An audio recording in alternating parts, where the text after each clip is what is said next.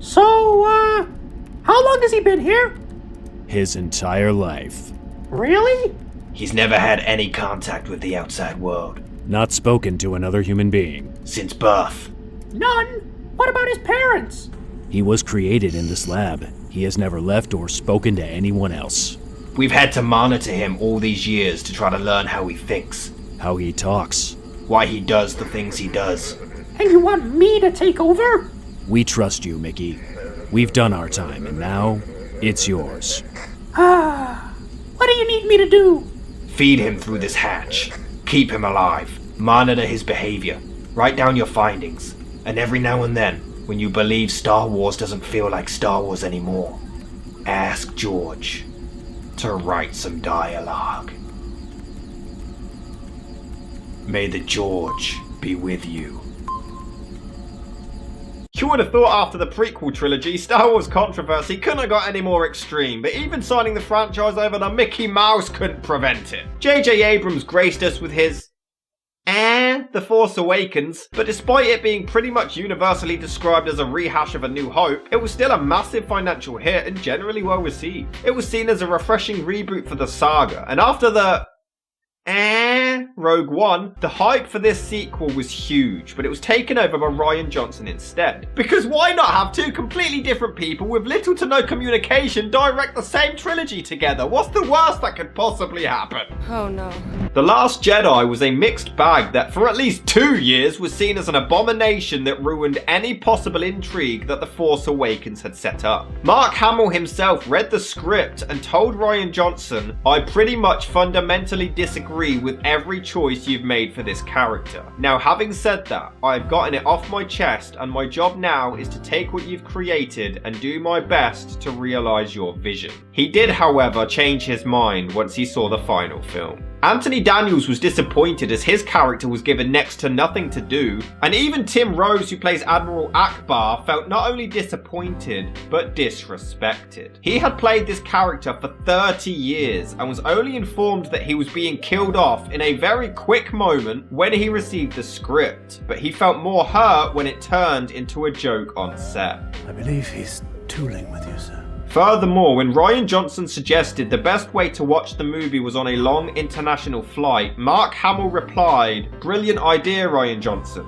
The perfect way to prevent people from walking out." Are you kidding me? The thing with The Last Jedi is that the stuff with Rey and Luke isn't actually too bad, and it is quite interesting at points. I mean, he did chuck away his lightsaber immediately, completely disregarding the epic conclusion of The Force Awakens, making it seem like a massive joke, but hey, at least they let us know right off the bat that Rian Johnson didn't give a shit about Abrams' vision. Basically, Luke has isolated himself on this island after his nephew Kylo turned to the dark side. Yeah, when I say the stuff with Luke and Rey isn't that bad, it doesn't mean it always makes sense. That's impossible. I mean, would Luke ever do this? I realise that there were 30 years between films, but you have to account for continuity. Luke was the strong hero who had to come to terms with his father being the most powerful and evil man in the entire galaxy, and he overcame that and found the good in him. But now he can't do it with Ren? This movie completely undermines that character and makes him a reclusive hermit. In fact, the entire focus of The Force Awakens was the Resistance tracking a map that Luke left behind to locate him, and the whole beginning of this movie is Luke wondering how the hell they located him! How did you find me? You think that I came to the most unfindable place in the galaxy for no reason at all? Did Rian Johnson even watch The Force Awakens? Actually, he admitted he needed to rewatch the entire thing because in The Last Jedi, Rey and Poe introduced themselves to one another and he had to make sure that they hadn't actually met before. So I guess he half-watched it. I think what?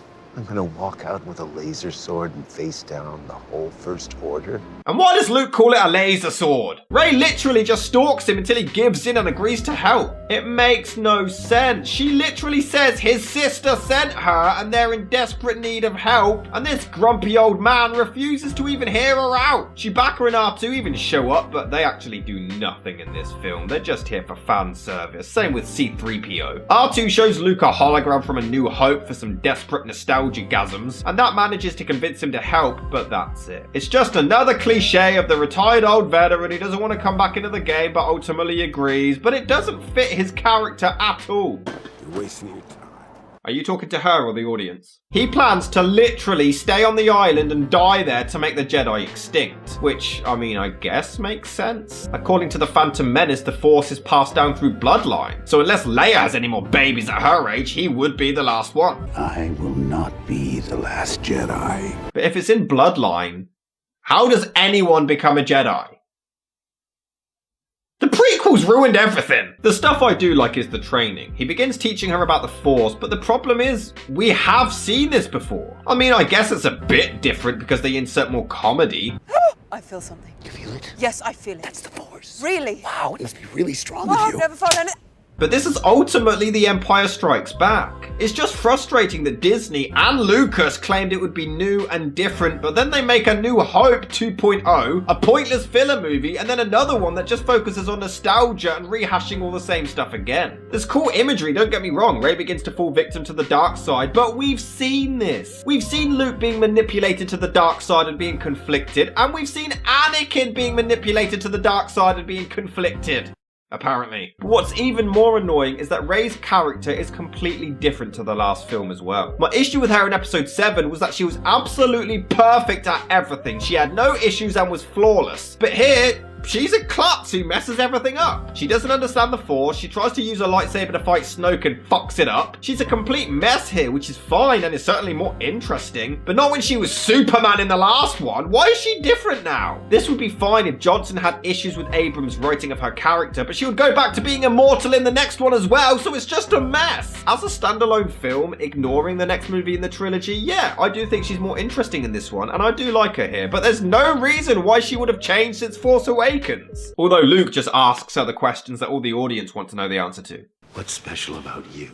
Where are you from? The thing is, surely Luke was informed of what led to Anakin turning to the dark side. People judged him for what they sensed within him and he flipped, but now he's gone and done the exact same thing to Kylo? It doesn't make sense. They do come to blows at one point, but Luke admitted that he's turned the Force off. You've closed yourself off from the Force. So it's literally Rey fighting a retired old guy. It's not exactly a fair fight, but we've run out of ideas to have more nostalgia. Anything from the originals needs to come back. I can't wait to do it again in the next one. But don't you worry, George Lucas has successfully passed on his art of having the characters literally express their feelings and motivations. We need you to bring the Jedi back because Kylo Ren is strong with the dark side of the Force. The Republic is no more.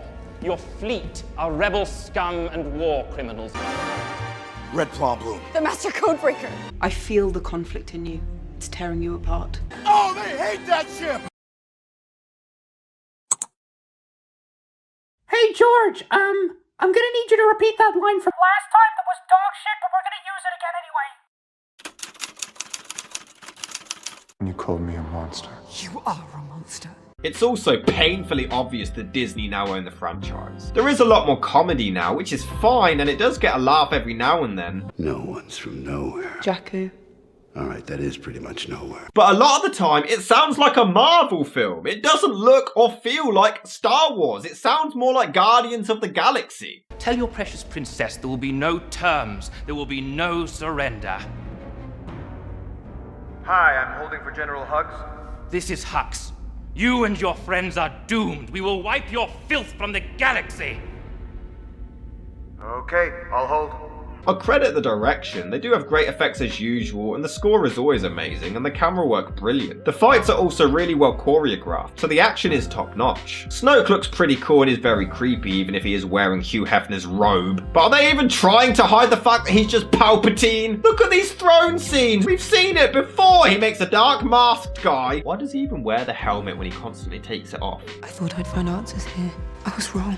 He makes a dark masked guy his bitch and then tries to manipulate the hero to turn to the dark side. This is the same thing! Do something new! He even says it's because of his bloodline. It's the same scene! It's a shame too because Adam Driver is giving it his all and he is really great in the role. But Snoke's plan is so contrived. He can apparently sense Kylo's conflict. I stoked Ren's conflicted soul. Can you? Because we can't. Yeah, Kylo murdered his own father, and The Force Awakens clearly established that he had fully turned to the dark side. But now, apparently he's on the fence, but we never see it. Outside of his acting, there's no indication in his character whatsoever. His plan is to connect their minds through the Force, knowing that Kylo is conflicted, and knowing that Rey will be somehow strong enough to sense that, and then knowing she will come to try to confront and turn him, and thus falling into his trap. That is leaving a lot to chance. Let's hope this works. Kylo and Rey hate each other for a good chunk of the movie, as they should. He murdered Han and has shown no signs of conflict or redemption thus far. But hey, they kept up the tradition of sneaking real recordings of the actors on set. I'd rather not do this now. Yeah, me too. But why is Kylo topless? Trying to set up a weird love story. We already had one of those. And yep, this is all because Kylo woke up from a nap and saw Luke standing there with a lightsaber. But look, there's cool imagery, so who cares? But then Rey's character completely 180s. She is the easiest person to manipulate since Anakin Skywalker. Luke tells her Kylo was evil and attacked him. She believes him. Kylo says, "Nuh-uh, he attacked me." She believes him. Literally, she goes from "you killed Han, you son of a bitch, how could you?" to "Luke, there's good in him, you piece of shit, why didn't you turn your back on him?" There is no reason for this change. She just sympathizes with him now because the script says she does, so deal with it, bitch. Just now, when we touched hands, I saw his future. So how come she could see Kylo's future but Luke couldn't? She even goes to confront him believing that she can turn him, and then she's shocked when it's a trap and she's arrested. What did you expect? He's done nothing but be an evil dickhead. He even tricks her into a near-death experience, kills Snoke, and then they team up. But why? Why is he good now? Of course, Kylo offers Rey to join him to rule the galaxy together because this is all brand new. It's time to let old things die. And to further give a middle finger to J.J. Abrams, we find out that Rey's parents were nobodies who traded her off for drink money. Johnson claimed this was because he had no idea what Abrams' original plan was, but man, all the build-up in the first film is shat on so hard in this. I don't mind her parents being nobodies, really. I mean, it was never properly planned out, but we'll save that for the third film. But not everyone in these movies need to be related. I think Rey actually has more of a reason to turn to the dark side than Kylo does to the light. She's lost and alone and has done nothing wrong. But then, he's evil again. Where's the damn conflict? In fact, he goes right back and orders his fleet to completely annihilate the entire resistance. But yeah, he's redeemable and conflicted. Aww. Johnson also completely wasted John Boyega in this one. For the next two films, Finn's character can be boiled down to just 2 words. Where's Rey?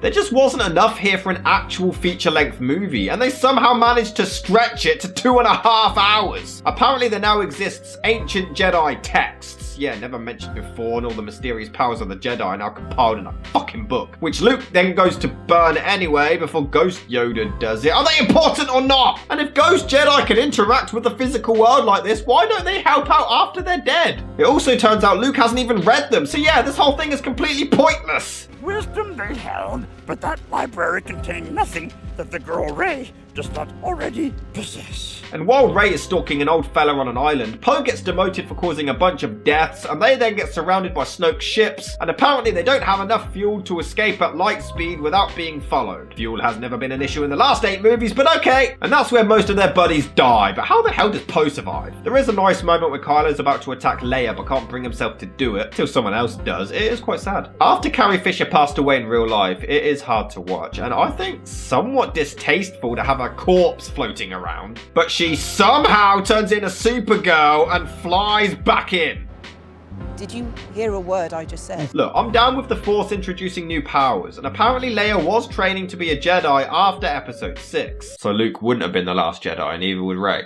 In fact, the movie literally ends with a little kid showing that he has the Force, so he's a Jedi. The movie can't even get the title right. Watch the language. But this movie doesn't actually explain that she's training after episode 6. That's not until the next one. There's no explanation of these powers whatsoever. She flies back in, enters a coma, and then just wakes up later like, "Sup guys, what I miss?" You can't just breeze over Leia becoming fucking Jesus, guys. And the annoying thing is, during her absence, she gets replaced by this Karen, Admiral Holdo, played by Laura Dern, who's just so boring. They're trapped with no means of escape, and she actually has a plan but refuses to tell Poe what it is, and there is no reason for this. Maybe they suspect someone on the ship is a spy, but it's never said. She literally just doesn't like Poe, except later when she says she does. That one's a troublemaker.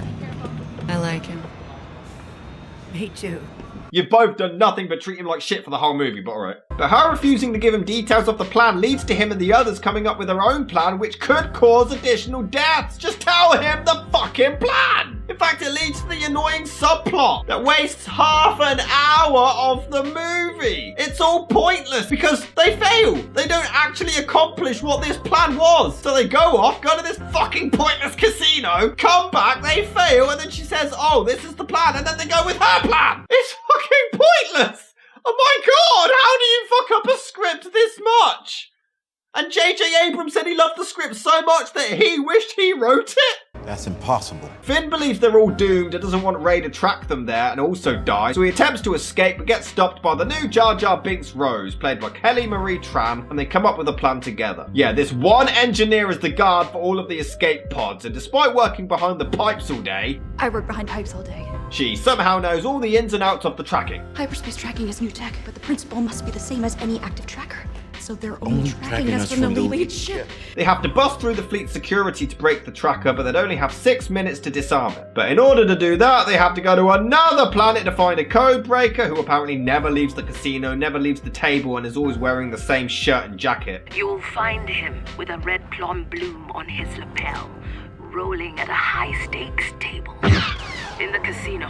The thing is, they're surrounded. Even without a tracker, the fleet can clearly see anyone escaping. How do they even manage to get out? It's weird because the first chunk of the movie is Rey and Luke while the others have absolutely nothing to do and just kill time. And then later it's the other way around. They're all involved and then she swoops in at the end to save the day. If you kill off Finn or Poe in this movie, nothing changes. In fact, Poe was supposed to die in the first one. When John Boyega read the script, he couldn't understand what Rian Johnson was trying to do with his character. So even the cast had issues with this. Look, this whole place is beautiful. I mean, come on. Why'd you hate it so much? Guys, your friends are kind of stuck on that ship running dangerously low on fuel, waiting for your help, surrounded by the enemy and could die at any minute. Can't this wait? Time is a bit of an issue right now. And for a movie that relies so much on nostalgia, why wasn't Lando the code breaker? He wears snazzy outfits, he knows all these stealthy tricks, he loves to gamble. It was handed to you. Johnson actually admitted he wanted Ewan McGregor or Billy D. Williams back in this, but he couldn't think of a way for them to be in it and for it to make sense. Rose and Finn just so happen to bump into a thief played by Benicio del Toro who offers to help them, even though they were told only one person in the entire galaxy could do it, but oh well. Johnson considered having this character being played by Billy D. Williams. What, but it didn't occur to him to just cast him as the damn code breaker? Can't imagine why. And despite him being a thief, they're shocked when he asks for a financial deposit to go ahead with the plan. Then they're shocked to find out he stole the ship. And then they're shocked when he snitches on them. It's a criminal! What did you expect? Why are you all dumbasses now? Look at this. BB-8 is stopping a guard by shooting coins at him, for Christ's sake. And apparently Snoke can sense Kylo's thoughts and full intent, but doesn't sense that he's about to turn him into a kebab. Apparently this was because Rian Johnson hated the Snoke character, so his solution was to treat this built-up, anticipated Emperor villain like a bitch and kill him off in the second movie. Man, he really fucked over the third one, didn't he?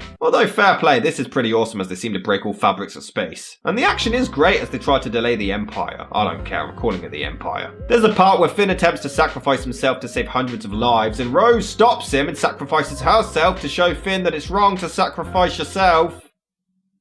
What? I mean, at least with his, he would have saved hundreds of lives. And, you know, he would have actually had a purpose in the story. What did Rose do? Although John Boyega did claim that his treatment may have been racially motivated, so to then just have him killed off in the second film might not have been the best choice. And of course, the Empire just let him and Rose have this nice moment and then run off to safety. How considerate. That's how we're gonna win. Not fighting what we hate. Saving what we love. Alright, Anakin, calm down. You've known each other, what, a day? Luke manages to show up and conveniently doesn't hug Leia so we don't ruin the twist, and somehow gives her this, even though he's not really there. But this shot is fucking awesome, and him going off to finally confront Kylo is pretty badass. I want every gun we have to fire on that man. You're right, Rey. He's definitely worth saving. And now we get a visual representation of Disney producing as many Star Wars projects as possible.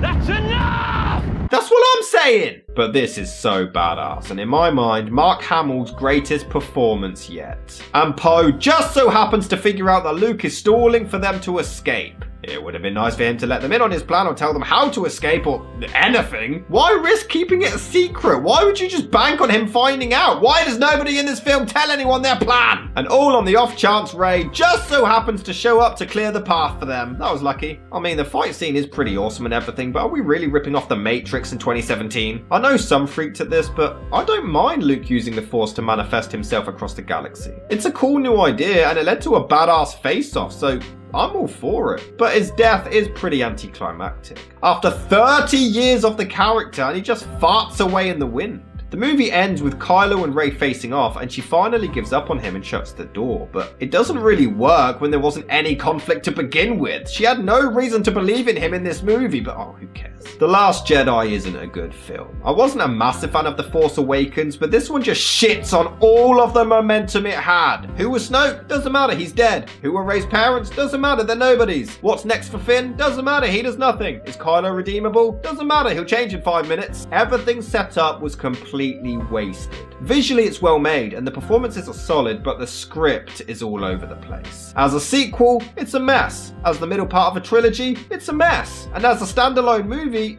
it's a mess. But unfortunately, The Last Jedi would not be the last disappointment.